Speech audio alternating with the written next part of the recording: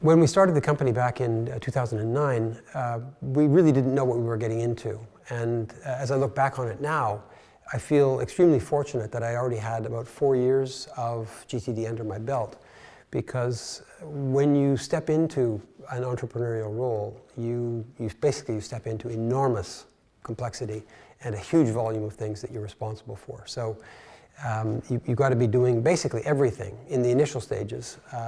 Selling, you're probably going to need to do some of the delivery.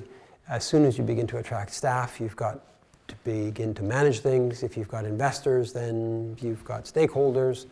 There's just a huge number of things that you need to get done. And some of them are really bitty, but also very important. You've got legal stuff, you've got admin stuff, accounting.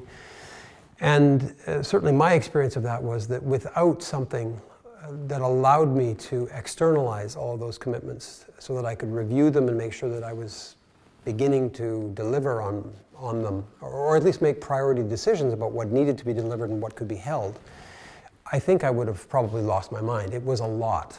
And one of the things that GTD gave to me was an ability to keep returning to a place where I was able to get the overview on everything and make great priority decisions about what we did in the following week, month, and beyond.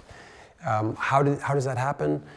It's very similar to in any job that has tremendous complexity and volume, is to keep coming back to, well, what are all of my desired outcomes, and make sure that I'm actually got something in my system that allows me to move forward on it. Some version of review is very, very helpful if you're going to be doing an entrepreneurial kind of job.